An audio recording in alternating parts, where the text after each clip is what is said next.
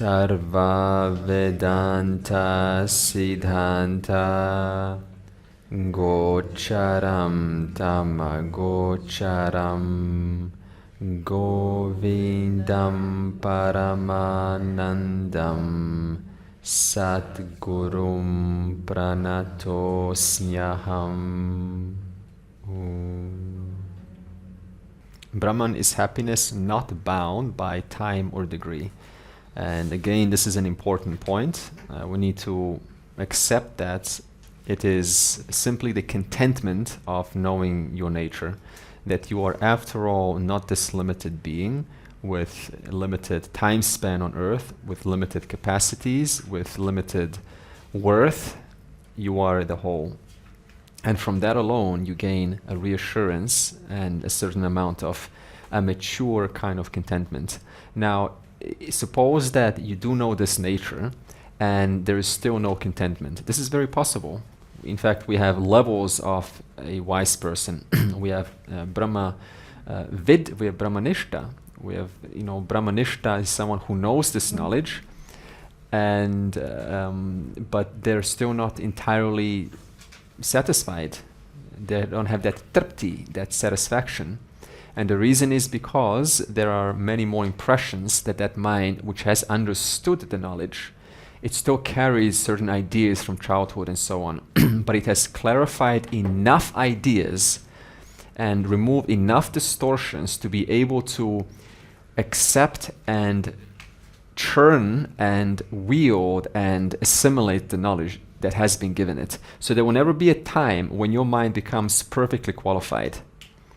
That's erroneous, because what is a perfectly qualified mind? Now you're just trying to optimize the koshas. So the koshas, while they need a certain amount of purification, we call it antakarana shuddhi, a certain amount of attendance, there's a certain point where naturally, it's not like you say, oh, now I've clarified my distortions, now next step 2 is to go and find the class, the guru. It doesn't happen like that. There's just the progression that happens on its own, where you just go online, you accept some invitation that before would have not come to you. That's how it happens. These things don't come, we don't plan these things. They just show up. And you're like, one day you're just in it. You just wake up, and in the waking state, you're like, oh, I'm in it. And then you realize, my goodness, I was a seeker for such a long time. I didn't even have a teacher, let alone a pramana, a step-by-step systematic methodology. I didn't have that, and now it's here. And it's nothing to be proud of, because everyone who clears up their mind, who gets their life in order sufficiently, comes to the same stage. We call this Ishvara Nugraha, Ishvara's grace. Now, it's not like some Ishvara from down there, up there, is blessing you. Ishvara Nugraha is just a religious name for your own efforts. You earned your own grace through hard work.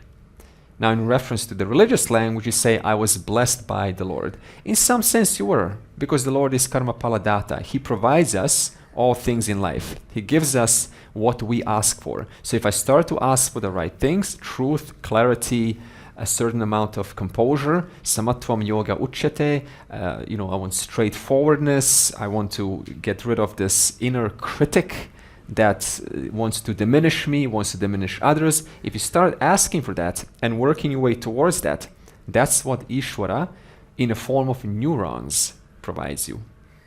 In a form of thoughts, provides you. In a form of the right psychology, provides you. So he, if you want to call it, he always gives you what you want.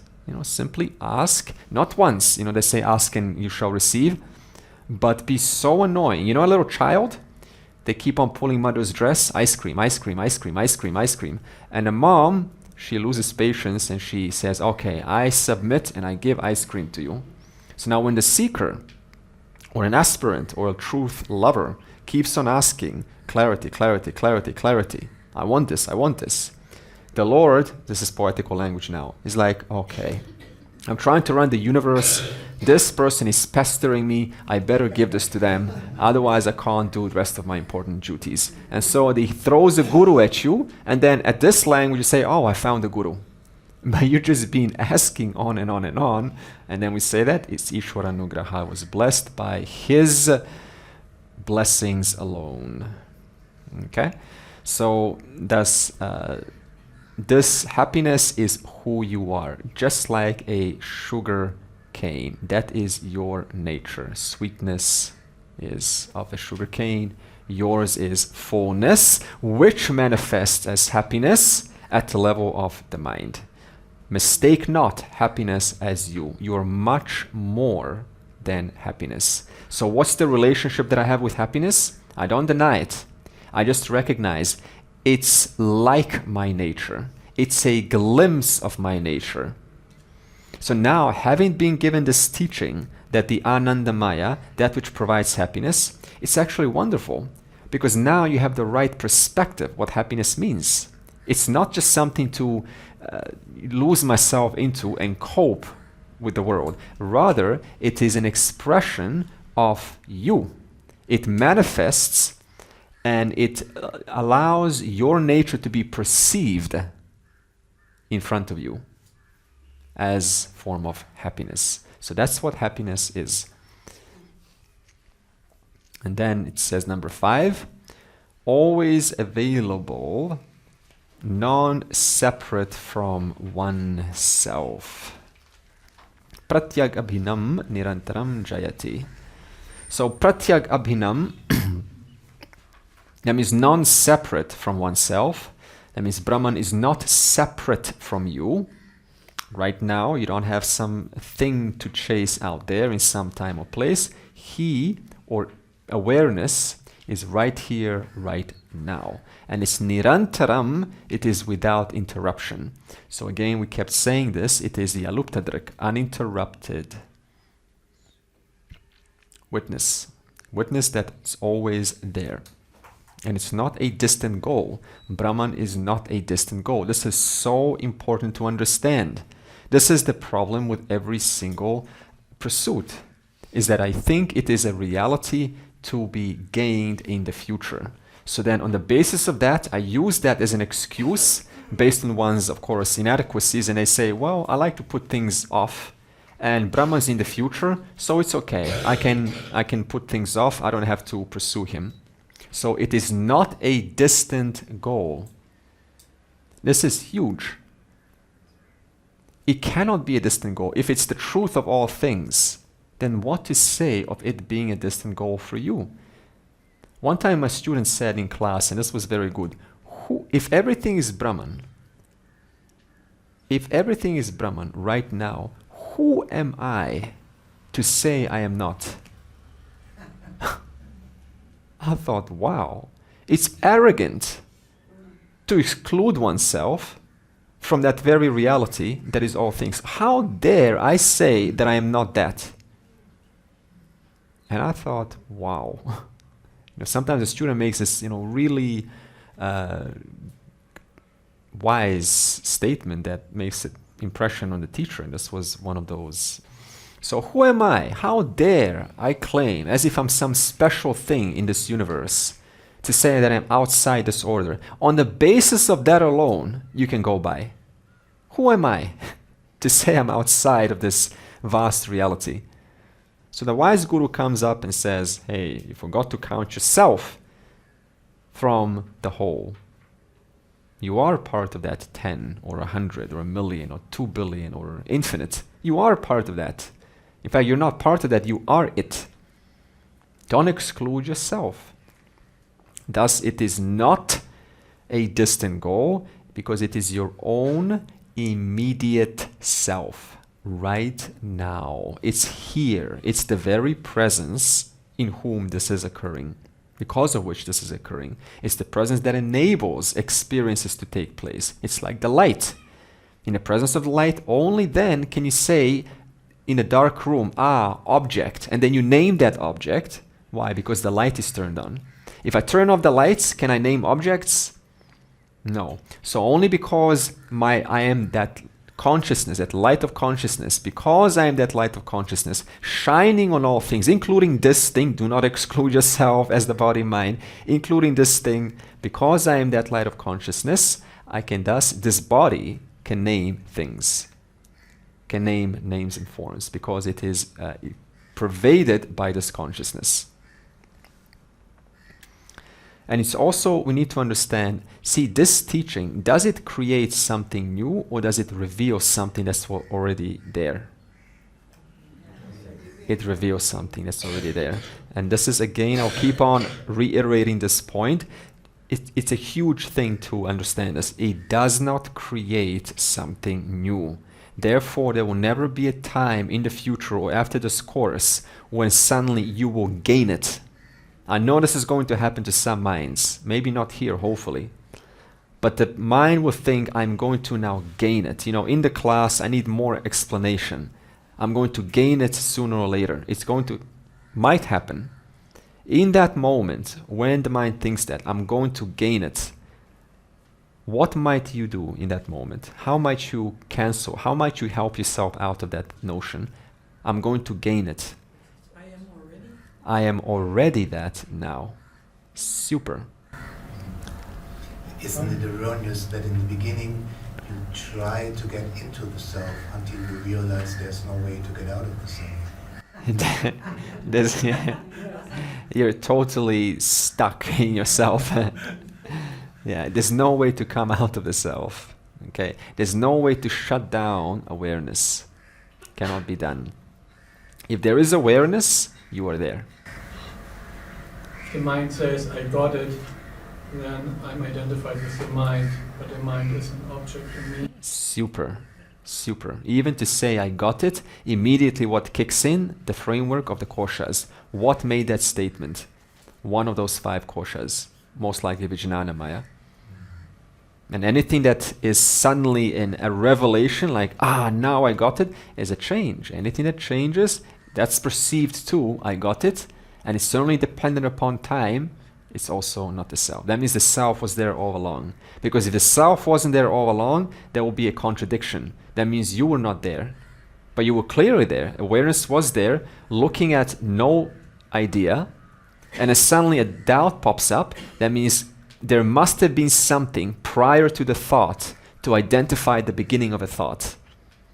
And that same awareness is there during the thought lasting, I am not getting it. And then when I am not getting it goes away, then there's a recognition of it going away. Why? Because something else remains. This means that it never comes and goes. It is there prior to your thoughts, during absence of the thoughts, while the thought is lasting, and after the thought is gone. That which stays is this very nirantaram, without interruption. And it is victorious, jayati. Why do you think it's victorious? What does victorious mean for you? Victorious. It's the last man standing. When all forms have had their chance and they've had their little, conversations and la la la la la la la la la, and they've all had their wars and loves and stories, and everything is destroyed and there's nothing left. It is the one who is still there. It's the victorious one. The final survivor. The final survivor. Good. It's the reality that remains when all appearances have had their chance, when they've spoken, when they've announced their falsehoods, when they announce their so-called, the truth. It's that which is there. The truth is always silently underneath. In fact, the whole thing is the truth, but it cannot be negated. And it including, even when mrityu, death has had its chance, and it's taken away the bodies and your words and your thoughts and your best memories and all those lovely times of life that we cherished and we wanted to hold on to, and those honeymoons that we've had and those best moments of the relationships that we had. When all of that has undergone mrityu, death, and it's had its moments, all throughout that is just there. It's always there, who you are. And that is the only truth that is. Everything else is just coming and going, coming and going. It had its little itsy bitsy moments in history and it's gone. So therefore it is the victorious one. And the result of that knowledge, that means as a result of discovering your true nature, what happens? That beginningless seeker of the truth, that goes away completely for the first time ever. So there was never a time before when the seeker found the truth and then forgot. That doesn't happen. Moksha is a one-off. Everything else, when you learn, like, how many of us remember all that great knowledge in high school that we learned? We were so smart in high school. Grueling work and memorization and so on. But all of that is gone. It's not victorious. What is victorious is this knowledge. And all of that high school knowledge and college and university, of course, degrees, has that cancelled out the seeker? Interesting, isn't it? So now, how many more degrees would you have to get to cancel out the seeker? If you want to know, well, chapter 7, Chandogya Upanishad, Narada approaches Sanat Kumara, the teacher, and he is dissatisfied. So Narada was a very smart, wise, relatively wise person who studied for a couple of billions of years, every single topic in the world. And this is, again, poetical language to help you connect. And he knew everything. And he knew was the smartest person on earth. But all throughout that, there was some void in him that he felt was not filled. And he, more and more, that voice started to get louder.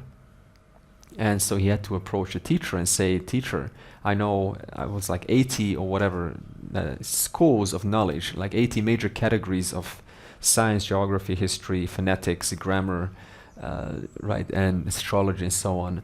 And I'm still not content. Give me that knowledge that will bring me contentment. And then Sanat Kumara, the teacher, delivers him the very knowledge that we're teaching now. The knowledge of the truth, which is in all things, at all times, in the past, present, and future, which everything is made of, was able to be at peace. So you and I study for 50 years or maybe 20 years and we're satisfied. No, we're not. We're not really satisfied. He studied for a couple of billions of years, and he was equally as unsatisfied as someone who studied for 10 years. Look at that. So this means you can know all the knowledge in the universe, like matrix style, download it in the brain, and know all the skills and all languages and all, even the Upanishads, you can read all of that because it's just mere words. It's just more print, ink on a piece of paper, more sounds. And you can do that, and everyone's going to be bowing down to you and saying, "Mike, this guy or this woman is God." But inside, you will secretly crave for something more. You will say, "I'm not truly happy because there's more." And the mind doesn't stop until it answers the question, until that moreness is finally fulfilled. And so the mind always seeks its own truth. Until then, it will keep saying, "I want more, I want more, I want more." That's how it is. And that's why we call it the samsara. Samsara. Every life I come back thinking that the next life I might become some other role with a different occupation, and that's going to eventually fill this void that cannot be filled. Until one day, one life, every person gets exhausted enough and they say, no, I want more. And that's how we said at the beginning, that's the beginning of your spiritual journey, when you stop looking for a savior externally and you start to look for the answers inwards. And that's the beginning of a mumukshu. I want to know the truth, because whatever I feed these 5 koshas is not helping. Okay? So the seeker of truth permanently goes away. However, residual mini-seekers still remain. You know who these are? The residual mini-seekers in there? I still want love. I still want to be validated. I still need attention. I still need to have a relationship. This is completely normal and expected. In fact, I would argue that if one tries to suppress this in the name of going, no, I am the whole, but they feel that mini desire and they're denying that, that's unhealthy. This person, if they were to start to teach, it would come out and the audience would pick it up. And you can, you're not even teaching, but if you were to speak from this sense of suppression and using one's knowledge to say, no, this is all useless, it's all just, kosha related, even though you know that it's not the truth, if you suppress it, it's going to come off very unhealthy to you, and no one can suppress it for too long, not even a wise person, because your prarabdha, that pressure, is so strong, it's like a boiling pot, and it needs to come out. So those mini seekers will still ask you to participate in some things, but it reduces slowly, slowly, slowly. So this is the reality of the situation. The utopian dream is that moksha solves all problems. But the reality is, it's the same person with the same ideas, with the same cultural conditionings, speaks the same.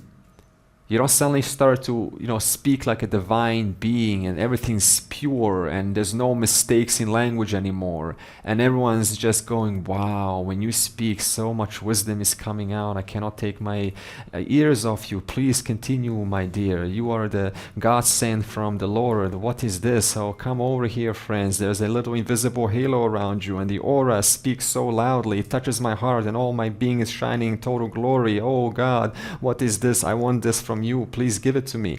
That doesn't happen because it's the same person and the same desires and the same personality and the same world with the same people that you're surrounded by, and those very situations preserve your personality exactly the same. So this is a reality check. At the same time, because you know that these mini seekers are not independent, they have no reality of their own, now you have more energy and more efficaciousness to focus on what needs to be done. So this means moksha helps you a lot, because the range of goals goes from wide into narrow. And so now, as you know, like a magnifying glass, when you narrow it down, you're a lot more effective in what needs to be done. So moksha helps at the practical level. It helps at the personality level. It takes away the pressures for having to attain so many more things. And also, of course, it's the greatest gift you can give to the universe, because you simply don't come back and end up being another garbage thrower, and delivering more, smells and so on. Now, one important point before we move out of this verse is that, see, can you equate moksha to a state of mind? Is this clear by now? That moksha cannot be equated to a state of mind. I really wonder if there's any doubt about this. You cannot define, I know how strong the imprint is, because this is what we've been told. It's a state of mind. So all those wise people we cherished, like Buddhas and Ramanas and so on, there's a certain continuity of that thought that said they are in some world, they're in some state. This is very powerful. It's not true, because the very definition of a wise person is the one who recognizes, I am free of states of mind. That's the definition of a wise person. I am totally free of every state of mind. Every state of mind is a state of mind. It's a functioning of the kosha. So it cannot be a state of mind, number one, because the definition of a wise person is, I am free of state of mind. And number two, because does any state of mind remain? No. State of mind is meant to adjust itself according to responding to the environment. If the person of moksha was established in a state of mind, then they could not have empathy. And yet we always speak of a wise person who has empathy, compassion to reach out and to feel the pain of somebody else. To feel the pain of somebody else, you need to be clear, available to that. Thus, to have a state of mind, that would be a contradiction of the wise person. Because the definition of a wise person is, I'm an expression of empathy. Because I'm not burdened by my own personal ideas, what I need to do, whether I need to reach out, I don't want to because I'm shy and maybe I'm not good enough, and so on. They don't have that pressure. So it is not a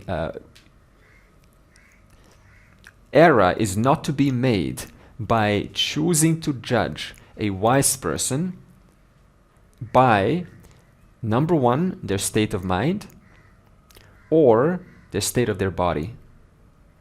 You know, some people think that Ramana Maharishi, who I followed for many years, oh, he's got cancer. Therefore, he's not enlightened. Where was their definition of I placed in? Anamaya. Therefore, they project that onto the liberated person. You see how it is? The opinions that we make about others reflects our own mistakes. Now, suppose you have a grumpy teacher. Yeah, okay.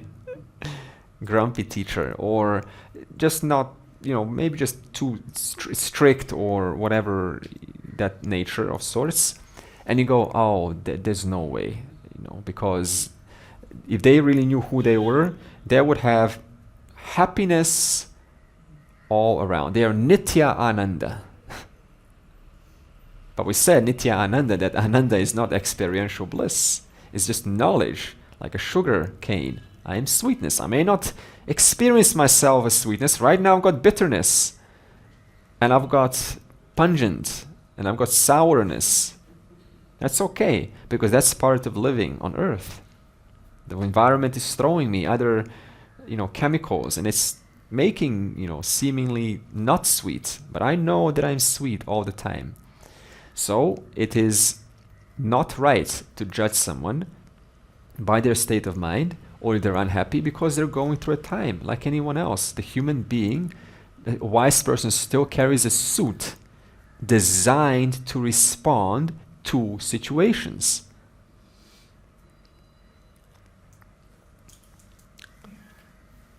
And suppose you expect after moksha to be happy. Okay? What's going on there? Attributes. You're giving an attribute to moksha, 10 out of 10. What else, based in the light of what we have learned?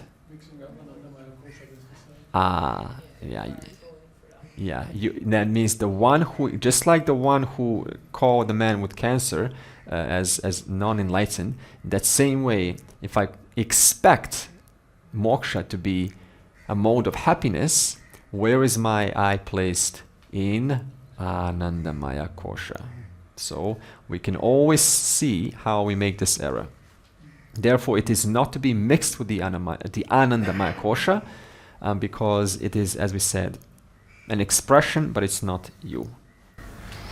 There's another one. There's the idea that an enlightened person, you can throw shit at him, and that person will not react. He will be perfectly fine, whatever the environment he is in. So I think that is mixing up maybe the Manomaya Kosha with the self. Either way, it's mixing up. Yeah, it's mixing up. Somebody once told me, it was a double-bind Zen paradoxical koan, you know, where it kind of puts you in a tricky situation. And they said this to me. They said, who are you? If you answer me, I will hit you. If you don't answer me, I will hit you harder. Who are you? For those who know, don't tell. This is a test now. Who are you? If you answer me, I will hit you. If you don't answer me, I will hit you harder. Who are you?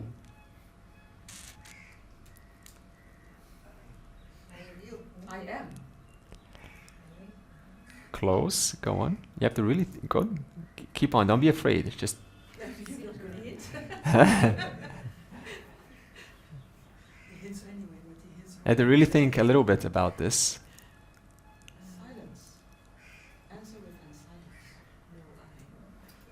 Throw me a counter question. Don't fall for it. Just throw me a counter question. Who are you? If you answer me, I'll hit you. If you don't answer me, I'll hit you harder. Who are you?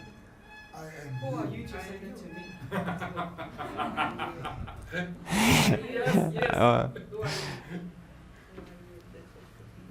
Go on. The way to get out of this is with a counter question.